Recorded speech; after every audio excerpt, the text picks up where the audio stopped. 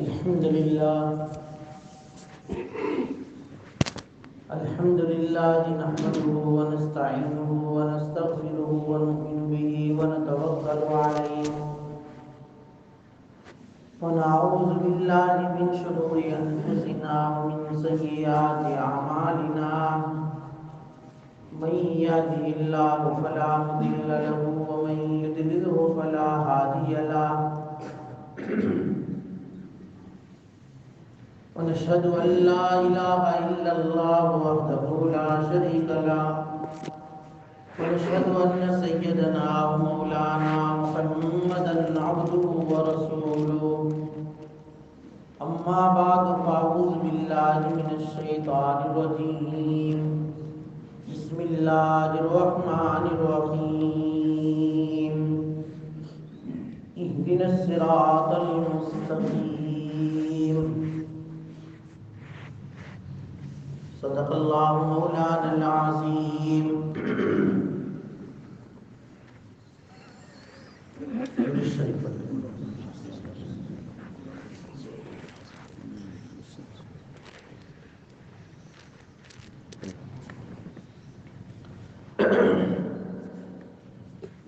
واجب الاحترام بزرگوں،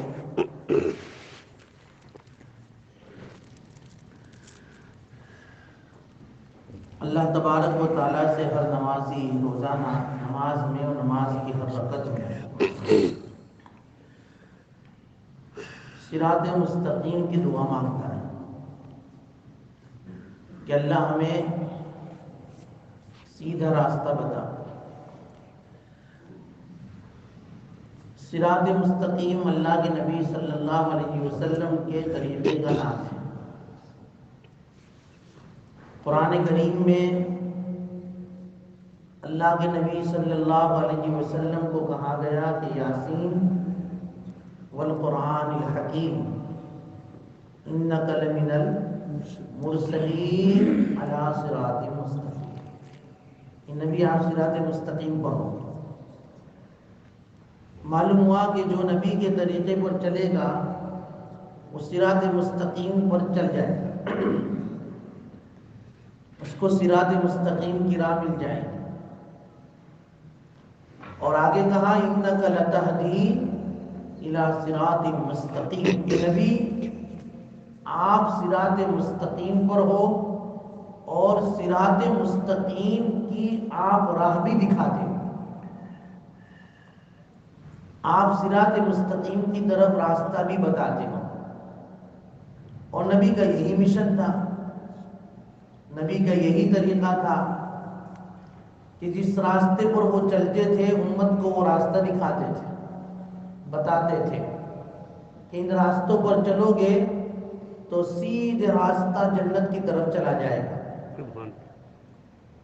اس لیے نبی کے راستے پر جو چلے گا، نبی کے طریقے پر جو چلے گا، نبی کریم صلی اللہ علیہ وسلم کی سنتوں کو جو بھی اپنائے گا وہ سیدھا جنت میں جائے گا۔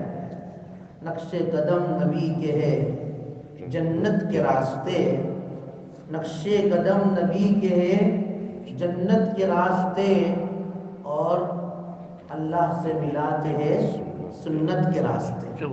ہمارے پیر و مرشد حضرت مولانا قمر الزمان صاحب الہ آبادی دامت برکاتہ مقصد ہی پڑھا کرتے ہیں۔ جو نبی جو بزرگ ہوتے ہیں وہ بزرگ اسی وقت بنتے ہیں جب نبی کا دامن آدمی تھام لیتا ہے، ان کی سنتوں کو اپنی زندگیوں میں اپناتا چلا جاتا ہے، اللہ تعالیٰ اس کو ولایت کا مقام دیتے ہیں۔ اس لیے جو راستہ نبی کریم صلی اللہ علیہ وسلم نے بتایا اسی راستے پر چلے، اور اس راستے پر جو چلا ہے اس پر اللہ تعالیٰ نے انعاموں کی بارشیں برسائی ہے۔ اس لیے کہا صراط الذین انعمت علیہم، ان لوگوں کا بھی راستہ ہے اللہ ہمیں بتا جس پر آپ نے انعام فرمایا ہے، اور انعام کن پر فرمایا ہے بس اسی کی تفسیر چل رہی ہے کہ علیہم من النبیین والصدیقین والشہداء والصالحین، جو نبی ہے ان پر انعام کیا گیا ہے، اور نبی کا تو ہر راستہ جو ہے جنت کا راستہ ہے۔ ہم تو ہر نبی کے راستوں کو مانتے ہیں، ہر نبی کی تعلیم کو اپناتے ہیں، اور نبی کریم صلی اللہ علیہ وسلم جو ہمارے نبی آخر الزماں ہیں، ان کی شریعت کو، ان کے طریقے کو، ان کی احکامات کو، ان کے لائے ہوئے دین کو ہم تمام ادیان پر ترجیح دیتے ہیں۔ ہم مانتے سب ہے، یقین اور اعتقاد ہر جو ہے نبی کی شریعت کا ہے، لیکن عمل ہم نبی آخر الزماں کی شریعت پر کریں گے۔ یہ ہمارے لیے حکم ہے۔ تو انعام ان لوگوں پر کیا گیا جو نبی تھے، انعام ان لوگوں پر کیا گیا جو صدیق تھے۔ ہاں، صدیق۔ اور دیکھو، ہر نبی صدیق ہوتا ہے، لیکن ہر صدیق نبی نہیں ہو سکتا، کیونکہ نبی اور صدیق دونوں کا مقام، دونوں کا مرتبہ جو ہے کم و بیش ہے۔ نبوت کا مقام اعلیٰ ہے، صدیقیت کا مقام نبوت سے کم ہے۔ حضرت ابراہیم علیہ السلام کے بارے میں قرآن میں ہے، وَاذْكُرْ فِي الْكِتَابِ ابراہیم إِنَّهُ كَانَ صِدِّيقًا نَبِيًّا۔ کہ نبی علیہ السلام، آپ قرآن کریم میں حضرت ابراہیم کا تذکرہ کیجئے۔ ابراہیم کون تھے؟ کہ ابراہیم سچے تھے، نبی تھے۔ ہاں، حضرت ابراہیم صدیق تھے، نبی تھے۔ صدیق کے ساتھ نبی کا تذکرہ کیا، اس سے معلوم ہوا کہ ہر نبی صدیق ہوتا ہے، لیکن ہر صدیق نبی نہیں ہو سکتا۔ حضرت ابو بکر صدیق رضی اللہ تعالیٰ یہ صدیق تھے، اور ان کا صدیق کا لقب اللہ کے نبی نے خود دیا ہے، ورنہ تو ہر صحابی صدیق تھے، ہر صحابی۔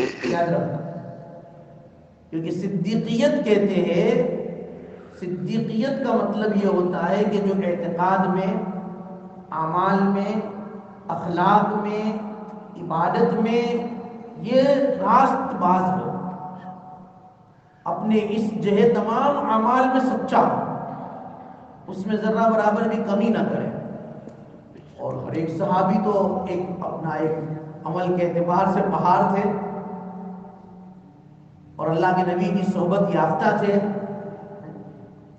تو ہر صحابی صدیق تھے۔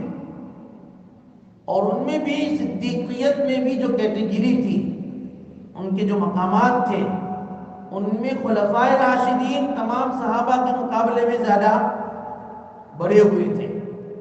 اس لیے حدیث میں حضرت علی رضی اللہ تعالیٰ عنہ فرماتے ہیں کہ انا صدیق الاکبر، اب اگر میں صدیق اکبر ہوں، اگر کوئی صدیق کا دعویٰ میرے بات کرے کہ میں صدیق اکبر ہوں، وہ جھوٹا ہے۔ حضرت علی نے اپنے آپ کو صدیق اکبر کیوں کہا؟ اللہ کے نبی صلی اللہ علیہ وسلم نے تمام خلفائے راشدین کو صدیقیت کا مقام دیا تھا۔ حضرت ابو بکر کے بعد حضرت عمر، اس کے بعد حضرت عثمان، اس کے بعد حضرت علی۔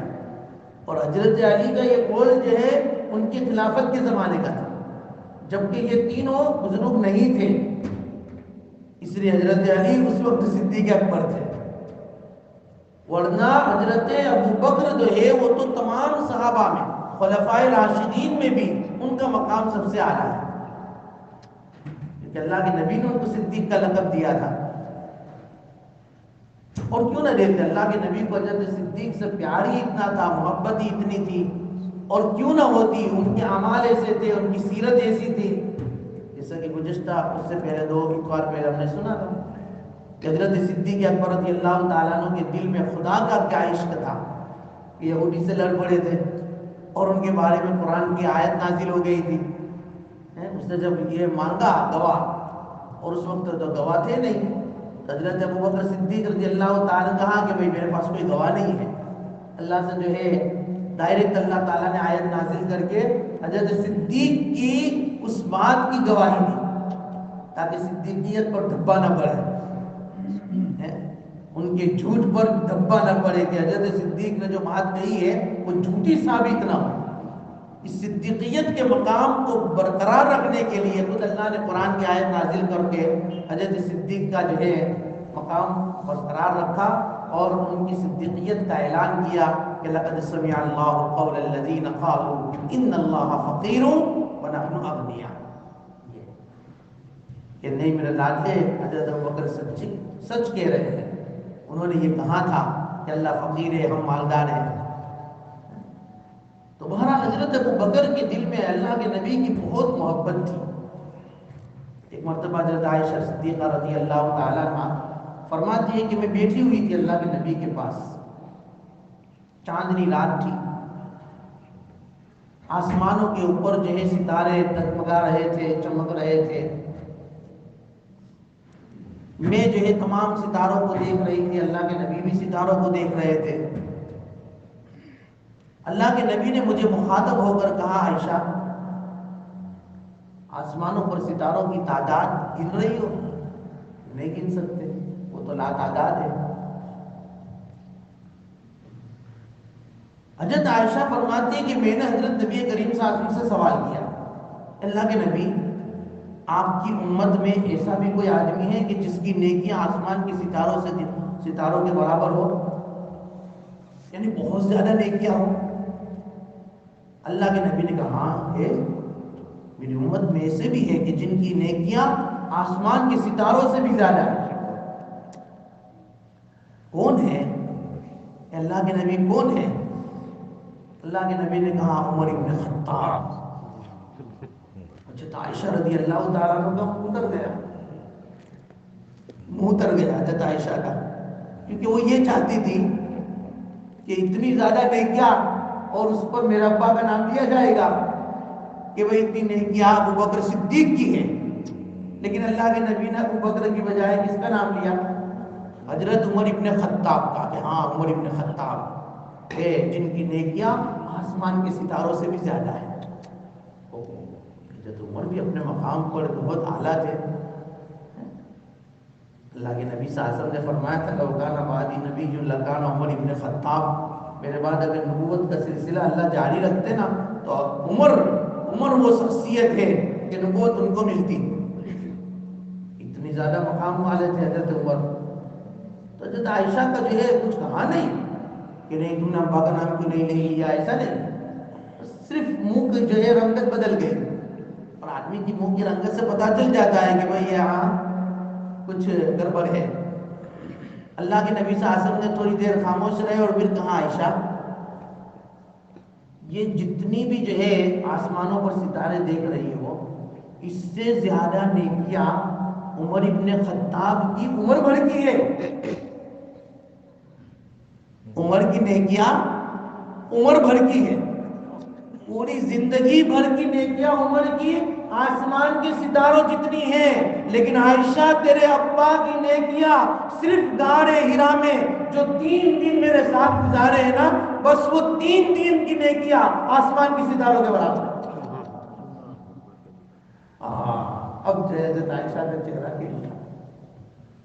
یہ ابو بکر کا مقام بتانا تھا کہ حضرت عمر کی نیکیاں تو عمر بھر کی اتنی ہیں، لیکن ابو بکر کی نیکیاں تو پھر صرف غار ہرا میں جو راتیں گزاری ہے، میرے ساتھ جو لمحات گزارے ہیں، اور انہوں نے جو میرا ساتھ دیا ہے اور جو خدمت کی ہے، اپنے جان سے بڑھ کر میرا جو ہے خیال رکھا ہے، وہ نیکیاں اللہ نے ان کو اتنی دے دی کہ وہ صرف 3 دن کی نیکیاں آسمان کی ستاروں سے بھی زیادہ ہے۔ اسی لیے تو حضرت عمر ابن خطاب حضرت ابو بکر کو کہا کرتے تھے کہ ابو بکر میری زندگی کی ساری نیکیاں تم لے لو اور غار ہرا کی 1 رات صرف مجھے دے دو، 1 رات مجھے دے دو۔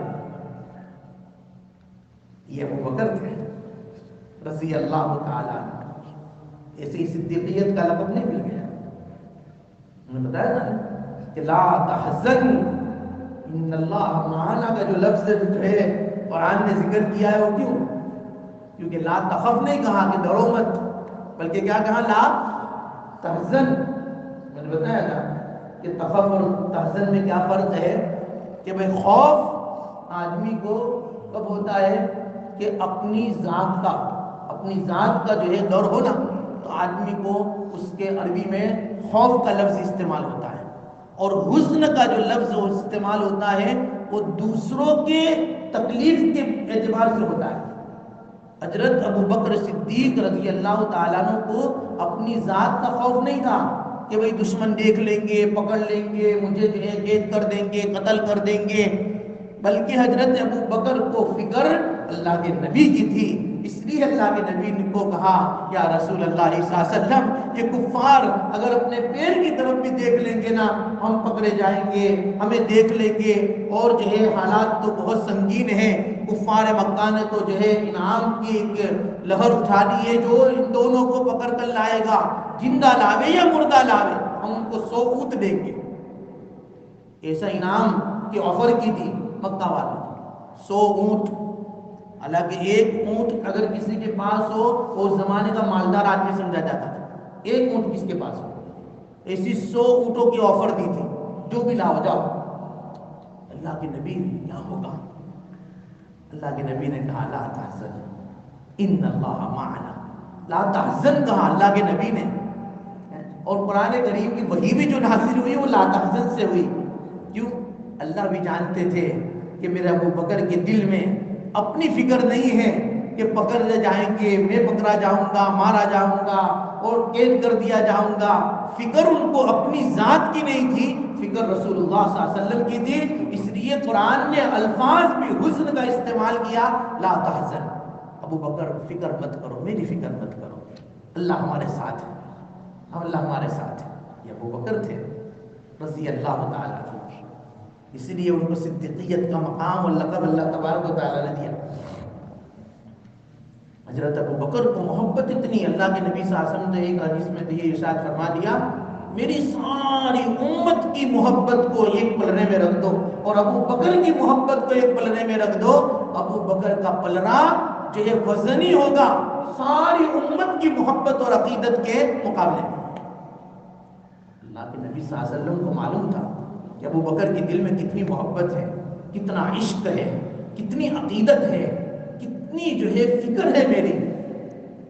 اسی لیے تو کہا سب کا احسان کا بدلہ لے چکا، ابو بکر کے احسان کا بدلہ تو میرا اللہ دے گا۔ اللہ کے نبی نے اپنی زندگی میں جو ہے جس نے جو کچھ احسان کیا، جس نے جو کچھ ان کے اوپر جو ہے مہربانیاں کی، اللہ کے نبی نے جاتے جاتے سب کی احسانوں کے بدلے چکا دیے۔ لیکن ابو بکر کے احسان کا بدلہ نہیں چکا سکے، بلکہ کہا کہ نہیں وہ تو اللہ دیں گے، نہیں اللہ دیں گے سب کے بدلہ۔ محبت اتنی زیادہ تھی، اس کے باوجود بھی جب نبی کریم صلی اللہ علیہ وسلم دنیا سے تشریف لے گئے، اس لیے عشق و محبت میں جو اعتدال تھا ابو بکر کو، اتنی زیادہ محبت ہونے کے باوجود اللہ کے نبی کی تشریف لے جانے کے بعد ابو بکر نے اپنے آپ کو جو سنبھالا ہے اور نبی کے دین کو بچایا ہے، اور نبی کے اس دین کو جو ہے مٹنے سے، نبی کی اس جو ہے ذات کو بچایا ہے، وہ تاریخ گواہ ہے۔ سارے بے ہوش ہو چکے تھے، یعنی کہ اپنا ہوش کھو بیٹھے تھے۔ حضرت عمر جیسا جلالی اور باوقار آدمی بھی بالکل جو ہے بے ہوش تھا، یعنی ہوش گم ہو چکے تھے ان کے، اور جو ہے بے ہوشی میں، بدہوشی میں اپنے دماغ کے جو ہے توازن کو کھو بیٹھے تھے، اور ننگی تلوار لے کر جو ہے چلا رہے تھے مسجد نبوی کی جو ہے گلیوں میں، اور مسجد نبوی کی مسجد میں جس کسی نے بھی یہ کہا کہ اللہ کے نبی صلی اللہ علیہ وسلم انتقال کر گئے ہیں، دنیا سے چلے گئے ہیں، میں اس کا سر قلم کر دوں۔ ابو بکر تو وہاں موجود نہیں تھے، اپنی بیوی سے ملنے کے لیے گئے تھے، اللہ کے نبی کی اجازت لے کر گئے تھے، تھوڑا افاقہ ہوا تھا، اس لیے تو ابو بکر نے اللہ کے نبی کو کہا، کیونکہ وہاں سے گئے نہیں تھے، جب بیماری کے ایام میں ابو بکر وہیں تھے۔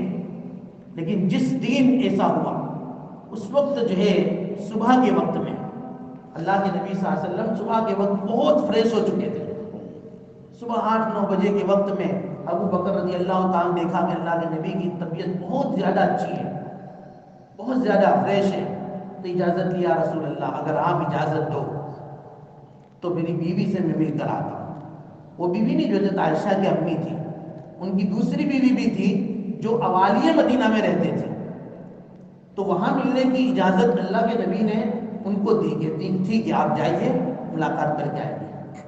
حضرت ابو بکر تو وہاں چلے گئے تھے، اور یہاں دوپہر کے وقت میں ظہر کے بعد 2-3 بجے کے اوقات میں اللہ کے نبی صلی اللہ علیہ وسلم کا یہ وصال ہوا۔ پھر حضرت ابو بکر صدیق رضی اللہ تعالیٰ عنہ آئے تھے، اور جب آئے تھے تو یہاں ہنگامہ تھا، ہاں ایک غم چھایا ہوا تھا، ہر ایک جو ہے بالکل مدہوش ہو چکا تھا۔ حضرت عمر بھی اس طرح کے نعرے لگا رہے تھے۔ پہلے تو ابو بکر آئے، سب کا حال دیکھا، کمرے میں چلے گئے۔ ان کی بیٹی تھی، ان کو تو اجازت لینے کی ضرورت تھی، اپنی بیٹی تھی، ان کے بیٹے کے کمرے میں تھے، گئے اور جو ہے پیشانی پر بوسہ دیا، انک میت و انہم میتون، یہ آیت کریمہ پڑھی ہے۔ اور پھر حضرت ابو بکر رضی اللہ تعالیٰ عنہ نے کہا کہ اے اللہ کے نبی، آپ پر 2 موتیں جمع نہیں ہو سکتی، 2 موتیں جمع نہیں ہو سکتی۔ بہت تحمل کیا اور برداشت کرنے کے بعد پھر جو ہے باہر نکلے، دیکھا عمر بالکل جو ہے تلوار لیے ہوئے ہے، کسی کی مجال نہیں کہ عمر کے پاس جائے۔ حضرت ابو بکر عمر کے پاس گئے تھے اور کہا یا عمر ابن خطاب علی رسلک، ٹھہر جاؤ، بیٹھو یہاں، چلو۔ ابو بکر نے کہہ دیا ختم۔ ابو بکر رضی اللہ تعالیٰ عنہ کے مقابلے میں کون بول سکتا ہے؟ حضرت عمر کو کسی کو بولنے کی ہمت نہیں تھی، لیکن ابو بکر نے کہا نا یا عمر ابن خطاب علی رسلک، ٹھہر جاؤ، بیٹھ جاؤ۔ پھر جو ہے ممبر پر کھڑے ہو گئے اور ابو بکر نے خطبہ دیا کہ من کان منکم یعبد محمدا فإن محمدا قد مات ومن کان منکم یعبد اللہ فإن اللہ حی لا يموت۔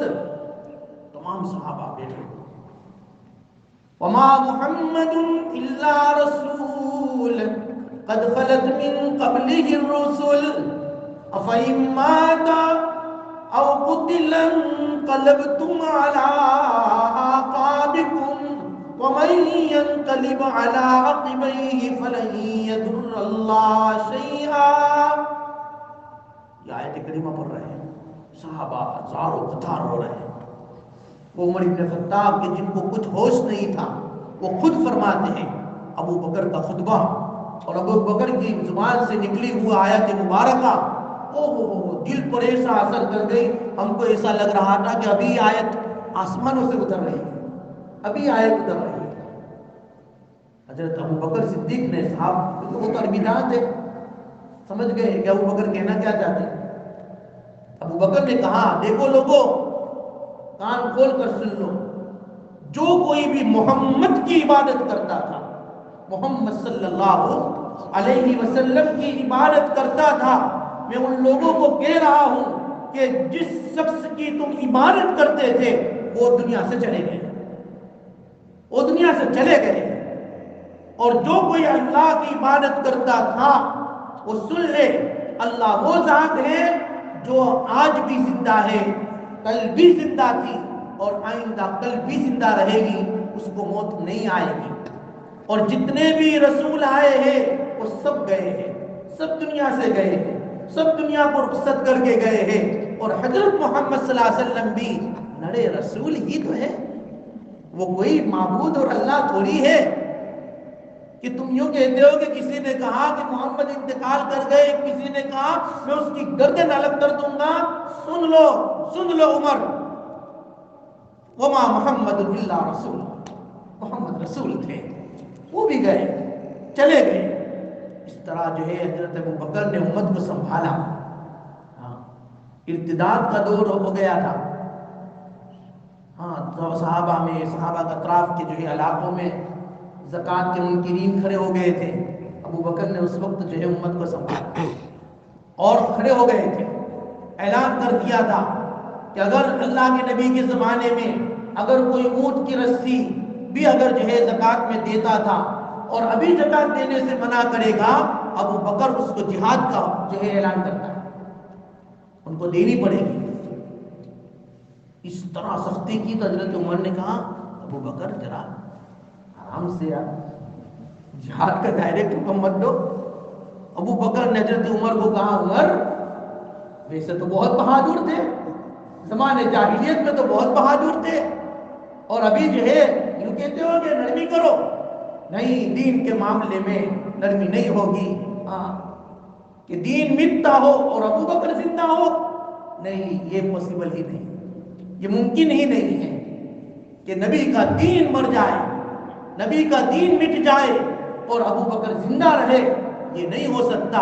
یا تو نبی کا دین زندہ رہے گا اور جو ہے ابو بکر مر جائے، یا ابو بکر زندہ. ابو بکر رضی اللہ تعالیٰ عنہ نے اس طرح جو ہے شد و مد سے اعلان کیا، اور مقابلے کے لیے جب تیار ہوئے تو جو انکار کر رہے تھے نا وہ سب بھی جو ہے سیدھے سیدھے دینے لگ گئے.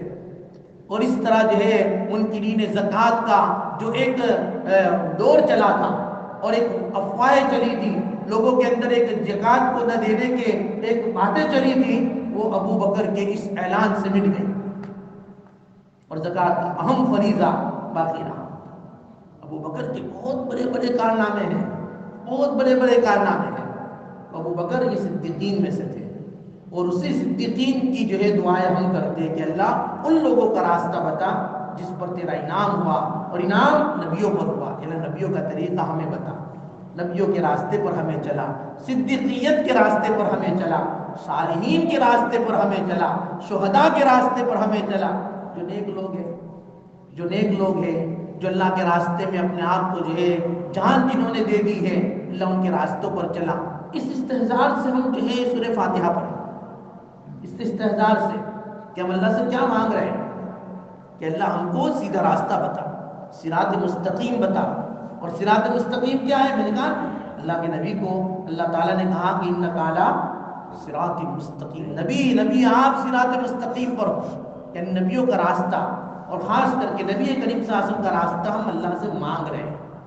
تو مانگنے کے ساتھ ساتھ ہم اپنی زندگی میں لانے والے بھی بنے، اپنی زندگیوں میں کتنی سنتیں ہیں وہ دیکھیں کہ بھئی روزمرہ میں کتنی سنتوں پر عمل کر رہا ہوں اور کتنی سنتیں میری زندگی سے چھوٹ رہی ہیں. کھانا کھاتے وقت، کھانا جو ہے کھانے کے بعد، کھانے سے پہلے، کپڑا پہنتے وقت، چپل پہنتے وقت، چپل اتارتے وقت، مسجد میں داخل ہوتے وقت، مسجد سے باہر نکلتے وقت. دیکھو میرے لباس میں کیا ہے، میرے چہرے پر کیا ہے، نبی کی سنت ہے، نبی کے طریقے ہے. الحمدللہ نہیں ہے تو اب اس کو لانے کی کوشش کریں، کیونکہ ہم دعا مانگ رہے ہیں اللہ سے کہ اللہ ہم کو صراط مستقیم پر چلا. اور صراط مستقیم پر ہم اسی وقت چل سکتے ہیں، اور صراط مستقیم پر اسی وقت ہم جو ہے قرار دیے جائیں گے جب ہم نبی کے طریقے پر ہوں گے، نبی کے طریقے پر. اس لیے ہمیں روزمرہ اپنے جتنے بھی اعمال ہیں، ہماری عبادات سے لے کر، ہمارے معاملات سے لے کر، ہمارے معاشرت سے لے کر، ہمارے اخلاق سے لے کر، ان تمام معاملات میں نبی کے طریقے ہماری زندگی میں ہوں. لباس بھی تو ہمارے نبی کے طریقے پر. میں ہماری زندگی کے کتنے سال ہمارے گزر گئے، چلو میں وہ لباس پہنوں جو نبی نے پہنا ہے، میں وہ لباس پہنوں جو صالحین نے پہنے ہیں، جو صدیقیت نے پہنے ہیں، جو اسلاف پہن رہے ہیں، جو نیک لوگ استعمال کر رہے ہیں، وہی تو جو ہے لباس ہے. اس لباس پر میں اپنے آپ کو لانے والا بنوں. میرا چہرہ نبی کے طریقے کے مطابق ہو، شہداء کے طریقے کے مطابق ہو، صالحین کے طریقے کے مطابق ہو.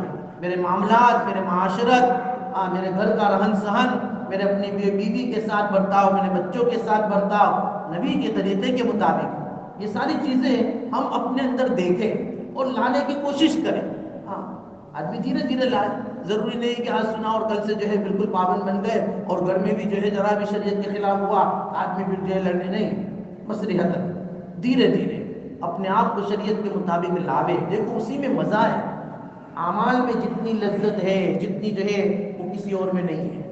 اس لیے اللہ سے توفیق مانگے. دیکھو سلف صالحین فرمایا کرتے تھے کہ سب سے انمول چیز جو دنیا سے، زمین سے آسمانوں کی طرف جاتی ہے، جو زمین سے آسمانوں کی طرف سب سے انمول چیز جو جاتی ہے وہ توفیق، وہ اخلاص. وہ کیا ہے بھائی؟ اخلاص. اور آسمان سے جو سب سے انمول چیز زمین پر اترتی ہے وہ توفیق ہوتی ہے. اس لیے اللہ سے توفیق مانگے کہ اللہ مجھے عمل کی توفیق دے. جو عمل کر رہے ہیں الحمدللہ، جو عمل نہیں ہو رہا ہے اور ابھی تک ہم نے نہیں کیا ہے یا کرنے کی کوشش کر رہے ہیں لیکن پابندی نہیں ہو رہی ہے، اللہ سے مانگے.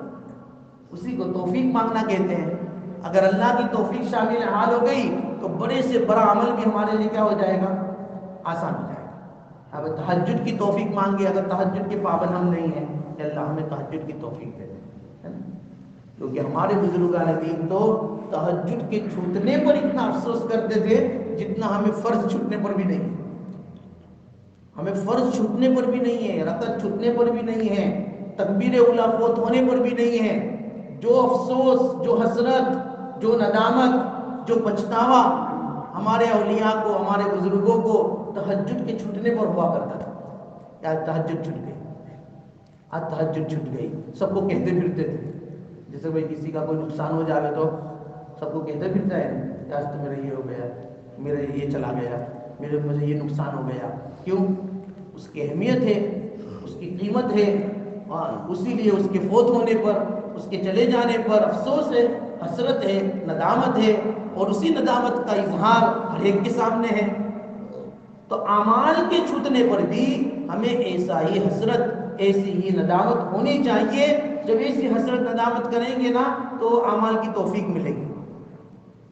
بلکہ یہ حسرت اور افسوس پر تو جو ہے اللہ سبحانہ و تعالیٰ بغیر کیے ہوئے وہ اجر دیتے ہیں جو کرنے پر بھی نہیں ملتا ہے نا. وہ بزرگ کا واقعہ ہے نا کہ تہجد میں نہیں اٹھے اور اتنا روئے، اتنا روئے، اتنا روئے کہ دوسرے دن پر شیطان ان کو اٹھانے آئے، بھائی چلو تہجد پڑھو. تو کون ہے مستر انگلش؟ ہاں انگلش کے جو بھی چہرے ہو، ڈائریکٹ انگلش تو نہیں آ سکتا، لیکن انگلش کے جو چیلے ہیں وہ شیطان ہو کر تہجد میں اٹھانے آئے. بھائی کیا بات ہے بھائی، بعد میں بات کریں گے، پہلے تم تہجد پڑھو، تہجد کا وقت گزر جائے گا. نہیں پہلے بتا بھائی، اللہ سے جلدی بتا دے. کہ بھائی اس لیے کہ تو نے کل تہجد نہیں پڑھی اور اتنا رویا، اتنا رویا کہ تہجد پر اللہ جو اجر دیتے ہیں نا اس سے کئی گنا، کئی 100 گنا تجھے اجر مل گیا تیرے اس حسرت پر اور ندامت پر. اور میرا کام تو یہ ہے کہ اجر نہ ملے، تو تیری تہجد میری ناگا کروا کر، میرا مقصد تو یہ تھا کہ تم نیکی سے محروم ہو جاوے، لیکن تو نے تو ڈبل اور 100 گنا زیادہ لے لی نیکی. تو میں نے سوچا کہ چلو اس کو تہجد میں اٹھا کر اتنی نیکیاں مل جاوے تو اچھا ہے، ورنہ یہ تو پھر دوسرے دن اتنا افسوس کرے گا اور روئے گا تو اور زیادہ نیکیاں اس کے عمل نامے میں بڑھ جائے گی، اس لیے میں خود ہی اٹھانے آیا. چلو اٹھو. تو یہ ہے حسرت پر، ندامت پر. لیکن ہمیں تو حسرت ہی نہیں، ندامت ہی نہیں ہے. اعمال کی قیمت ہی ہمارے ذہنوں سے نکل گئی ہے اور دنیا ہمارے اوپر سوار ہو چکی ہے. دنیا ہمارے اوپر سوار ہو چکی ہے. حضرت عیسیٰ علیہ السلام فرمایا کرتے تھے کہ دیکھو جو مریض ہوتا ہے نا، مریض اس کو کھانا نہیں اچھا لگتا، کھانے کی لذت اس کے اندر سے ختم ہو جاتی ہے کہ تم اچھی سے اچھی غذا اس کے سامنے رکھو لیکن اس کو سب بے لذیذ، بے مزہ ہو جاتا ہے، بے مزہ. کیوں؟ بیمار ہے، اور بیماری کی بنیاد پر اس کے کھانے کی جو ہے لذت اس کے اندر سے ختم ہو گئی ہے. ٹھیک اسی طریقے پر آدمی کے اندر جب دنیا آ جاتی ہے نا، دنیا کی محبت آ جاتی ہے اور دنیا کی فکر سوار ہو جاتی ہے نا، تو پھر اس کو اعمال کی لذت نہیں رہتی، اس کو اعمال کی کوئی لذت نہیں رہتی. پھر اس کو ایسا ہوتا ہے کہ کب مسجد نماز ختم ہو، سلام پھر بھاگو، کب جو ہے یہ مجلس ختم ہو، کب میں باہر نکل جاؤں. اس کو پھر مسجد میں اچھا نہیں لگے گا، اس کو مزہ ہی نہیں آئے گا.